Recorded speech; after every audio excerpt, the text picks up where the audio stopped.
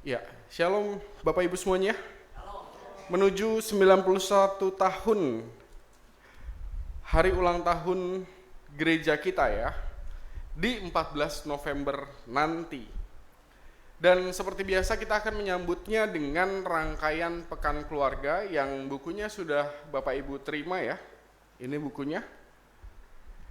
Dan di sana ada berbagai macam kebaktian, termasuk di dalamnya adalah kebaktian harian, di mana harapannya adalah kita menyediakan waktu untuk beribadah keluarga setiap hari di sepanjang hari ini sampai dengan nanti tanggal 14 November gitu. Dan mengawali renungan kita hari ini ada yang ingat nggak kejadian beberapa tahun yang lalu? Kejadiannya kalau nggak salah di Depok, tentang ada orang yang dituduh babi ngepet. Ada yang ingat gak ya? Soalnya saya waktu mempersiapkan renungan ini saya ingatnya peristiwa itu tuh. Setahun atau 2 tahun yang lalu. Jadi ceritanya ada orang yang dituduh babi ngepet, alasannya sederhana. Oh ini karena saya ngelihat ini orang gak pernah keluar rumah, tapi duitnya ada aja. Alasan yang sederhana sekali untuk menuduh orang ya.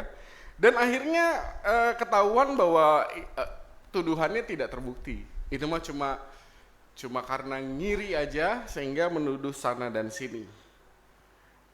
Pernah ada berita seperti itu. Dan di zaman yang sudah semakin maju ada beberapa hal tentang kebiasaan-kebiasaan zaman dulu ya Bapak dan Ibu ya. Tentang bekerja yang kayaknya hari ini udah nggak terlalu bisa diterapkan juga secara general gitu ya. Dulu kita pasti beranggapan bahwa bekerja itu harus di luar rumah kan. Yang namanya bekerja harus di luar rumah. Sekarang emang harus begitu? Enggak juga. Kerja dari rumah juga menghasilkan. Dulu orang mengira bahwa kerja itu harus kantoran, harus pakai seragam atau apa gitu ya. Sekarang enggak juga. Ya yang di rumah, kerja dari rumah itu enggak pakai seragam. Atau bahkan pasti kita mengingat bahwa ada istilah rezeki dipatok ayam. Itu kaitannya kemana? Kebangun pagi ya. Ayo bangun pagi supaya rezekinya enggak dipatok ayam. Kayaknya itu juga nggak berlaku dari zaman sekarang. Karena ada orang yang bekerja dengan sistem yang kadang-kadang memang ya memang kerjanya kerja malam gitu. Sehingga kita ada beberapa hal yang dulu kita pahami bahwa itu pakem gitu ya kalau misalnya ngomong tentang kerja.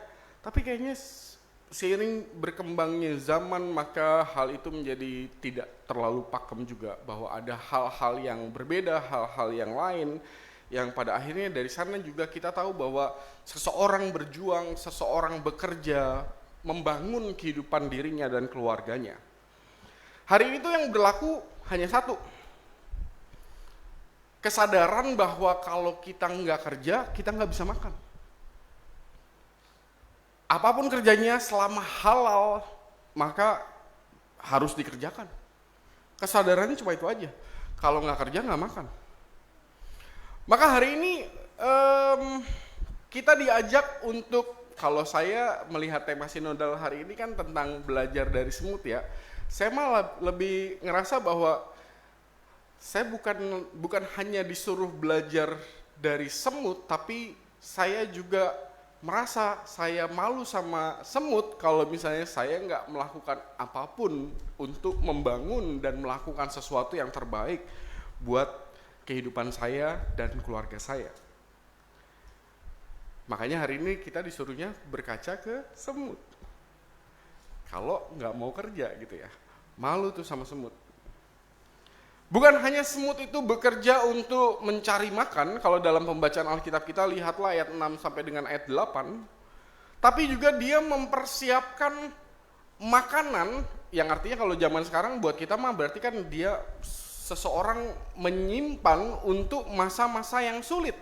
Kalau di dalam perikop kita kan pada waktu masa panen dia mempersiapkan makanan. Kenapa? Karena suatu masa panen dan kemudian pergantian masanya adalah mempersiapkan ke musim dingin. Coba nanti di googling dah. Semut itu kalau musim dingin ngapain? Kalau yang saya baca nih ya, semut itu kalau musim dingin itu sampai pada akhirnya dia nge-freeze gitu. Dia nggak bergerak, diem aja, dan pada akhirnya ya kalau dia nggak punya persediaan makanan, maka dia akan nggak bisa makan gitu. Jadi kalau misalnya kita membaca perikop kita hari ini ayat 6 sampai dengan ayat 8, maka kita tahu bahwa semut benar-benar bekerja dan menyimpan untuk membangun kehidupan dirinya dan kehidupan kebersamaan. Artinya juga bisa begini Bapak dan Ibu, bahwa untuk melakukan apa yang harus dilakukan oleh dirinya, dia nggak bisa mengandalkan orang lain. Ya harus dikerjain sama semut sendiri dong.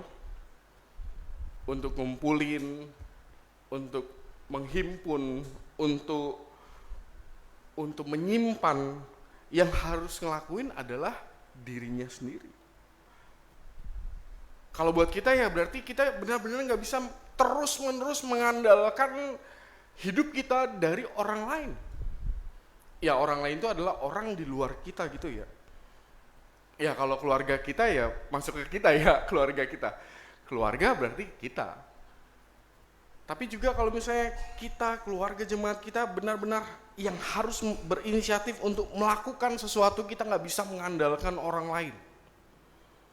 Tidak bisa bergantung pada orang lain. Dibantu boleh. Dibantu sama bergantung kan beda ya. Kalau dibantu, ayo sama-sama gitu. Kalau bergantung, nah ini nih, bergantung ini nih. Bergantung pada, wah kalau bergantung pada, sewaktu yang kita gantungin gak ada, maka kita kelabakan. Dan itulah sebabnya, maka untuk paling awal melihat pembacaan Alkitab kita hari ini, maka kalau misalnya melihat semut, dan kita berkaca pada kehidupan kita, kalau kita bermalas-malasan gitu ya, kita nggak mau mengerjakan apa-apa, ya lihatlah nggak jauh-jauh ada di bawah kaki kita gitu ya, sering seliweran, lihatlah semut dan malulah sama semut. Karena sewaktu kita menggantungkan apa yang memang harus kita lakukan dalam keseharian kita, maka diingat saja bahwa yang kita andalkan untuk bergantungan di sana itu tidak akan selama-lamanya ada. Dan kita sebagai keluarga jemaat paham tentang hal ini. Ada beberapa kali di mana kita momen-momen di mana pada akhirnya kita menjadi tersadar bahwa oh iya, kita harus memperjuangkan dengan kekuatan kita, kekuatan keluarga jemaat kita, dan tidak bisa bergantung pada orang lain. Yang paling pertama Bapak dan Ibu.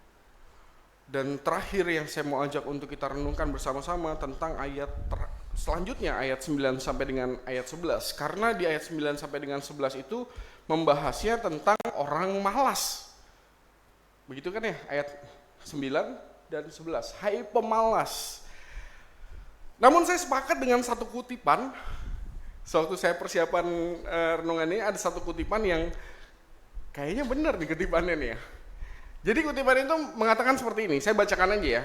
Manusia itu bukannya malas, hanya saja sasaran-sasaran mereka tidak berkuasa. Yang artinya sasaran mereka tidak menginspirasi mereka. Jadi sewaktu ada orang yang bilang, wah ini orang malas. Nah kalau berdasarkan kutipan ini, dia bilang orang itu bukan malas. Orang itu cuma nggak menyadari tentang sasaran hidupnya, sehingga karena dia nggak menyadari sasaran hidupnya, maka dia tidak tergerak dan tidak bergerak. Entah nggak punya sasaran, entah nggak menyadari, entah nggak mau ambil pusing, atau entah nggak mau peduli karena terlalu banyak bergantung pada orang lain.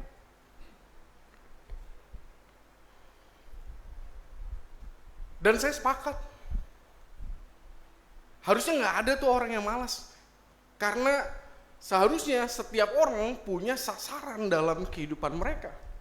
Seseorang yang tidak boleh berhenti bergerak, seseorang yang tidak boleh berhenti untuk tergerak. Setiap kita harus tergerak dan bergerak. Kalau seseorang menjadi tidak tergerak dan tidak bergerak, maka mungkin benar yang salah bukan hanya sekedar orangnya yang disebut seringkali orang yang malas gitu ya. Tetapi bisa jadi benar apa yang dikatakan kutipan tadi, bahwa dia hanya nggak punya sasaran yang menginspirasi untuk membuat dia tergerak dan bergerak. Nah, saya mau nge-share tentang salah satu cara kita melawan kemalasan menjadi tergerak dan bergerak. Pada bawa HP semuanya kan ya? Boleh dikeluarin HP-nya? Beneran nih. Pada bawa HP kan? Bawa. Gak apa-apa, dikeluarin aja. Anggap kita lagi konser, kalau konser kayak gini. Di HP kita ada gambar keluarga kita? Pasti ada ya? Kalau yang nggak ada, ini kalau yang duduk samping kanan kiri suami istri, selfie aja lah gitu. Ada. Nah, salah satu cara terampuh untuk membuat kita selalu ingat bahwa kita harus tergerak dan bergerak adalah lihat itu. Kalau dulu mah foto dalam dompet ya. Kalau sekarang mah udah nggak zaman lagi tuh foto dalam dompet.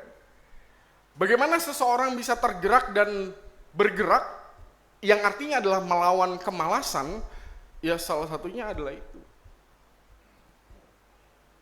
Suatu kita merasa capek sana sini gitu ya. Ya harusnya dengan melihat foto itu, maka kita menjadi punya kekuatan yang baru untuk meneruskan perjuangan kita. Karena bapak sebagai seorang ayah nggak akan mau anaknya di rumah nggak makan. Atau bapak sebagai seorang ayah nggak akan mau istrinya di rumah juga kelaparan.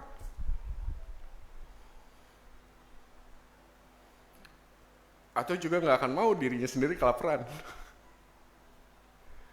Maka salah satu cara untuk membuat kita selalu tergerak, bergerak, ya pasang itu foto keluarga kita. Atau yang masih hubungannya statusnya masih pacaran, ya fotolah itu pacar kita. Diliatin lah foto pacar kita. Wah, ini saya kerja hari ini biar bisa nabung uang buat menikah gitu ya. Nikah mahal ya. Nikah itu nggak usah mahal-mahal. Yang penting sah secara hukum, sah secara gereja, udah selesai. Carilah sesuatu yang pada akhirnya menginspirasikan kita untuk melakukan sesuatu, melakukan pergerakan, dan lakukanlah. Dan salah satu cara supaya pada akhirnya kita nggak malu sama semut ya, nggak lagi belajar sama semut, tapi kita juga nggak malu sama semut adalah ya, mari kita temukan cara untuk kita terinspirasi, untuk kita nggak mudah capek, kita nggak mudah mengeluh, kita nggak mudah terjatuh lalu lambat bangkit. Karena kalau kita lambat bangkit maka keluarga kita nggak makan, udah itu aja. Maka berjuanglah.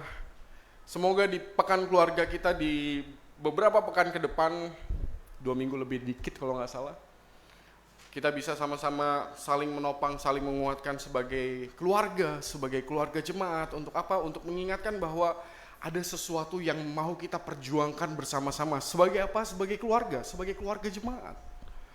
Dan itu harusnya menginspirasi kita. Terakhir, cobalah lihat itu pengumumannya PBG, Panitia Pembangunan Gereja, PPG. Kan ditulis tuh ya, rancangan jangka pendek, rancangan jangka panjang. Kenapa ditulis? Karena kita tahu sasaran kita. Itu yang membuat kita harusnya tidak berleha-leha atau tidak bermalas-malasan. Karena kita tahu apa yang mau kita tuju dan kita berjuang untuk itu. Jadi selamat berjuang membangun kehidupan keluarga kita supaya pada akhirnya betul-betul apa yang menjadi tujuan tema kita, keluarga sejahtera, keluarga kita sejahtera. Maka keluarga jemaat kita di tengah ini nggak kelihatan ya, harusnya ada tuh. Keluarga jemaat juga sejahtera, maka Indonesia akan menjadi kuat dan hebat. Tuhan menolong, Tuhan memberkati, amin.